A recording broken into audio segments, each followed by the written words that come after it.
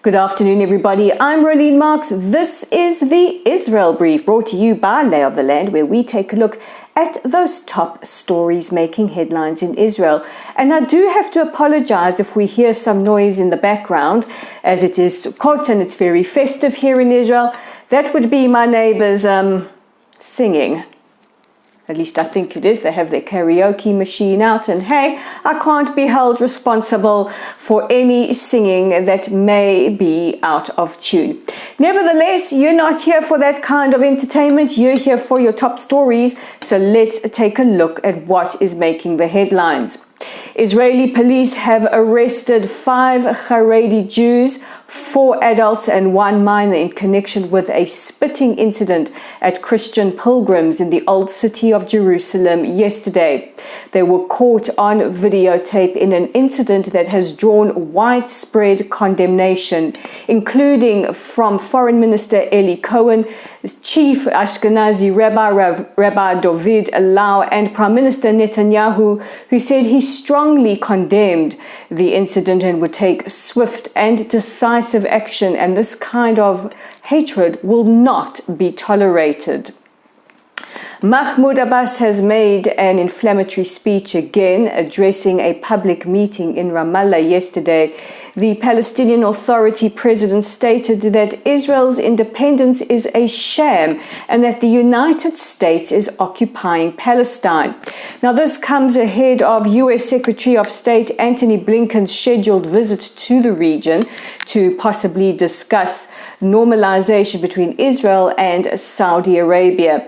The Americans do have the Palestinian issues firmly on the agenda, and this kind of language or rhetoric by Mahmoud Abbas, who has drawn criticism in recent months because of his anti-Semitic rhetoric, will not help their cause.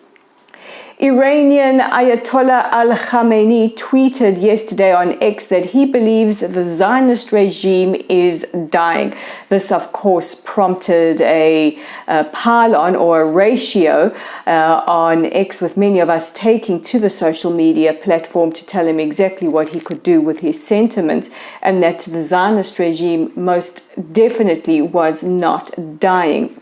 Al-Khamenei went on to say that Arab or Muslim countries that are normalizing ties with Israel are backing the wrong horse. Now, Israeli Prime Minister and Israeli Defense Ministers Benjamin Netanyahu and Yoav Gallant swiftly issued comments saying that they will not allow Iran to scupper any chances of normalization with any Muslim and Arab countries.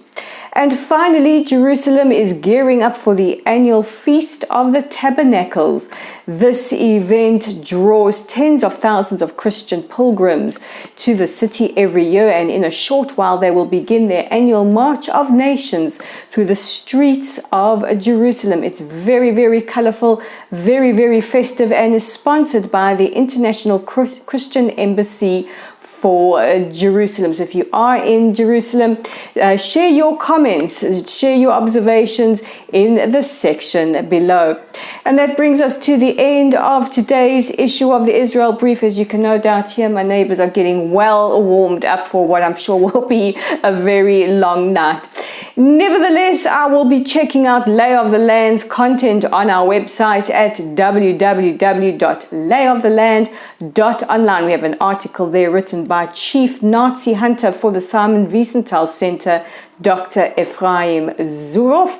And it will be up on our Facebook page in a short while. If you haven't already liked us, shared us, followed us, invited all your friends to, please do so. You can find us at Lottel's site.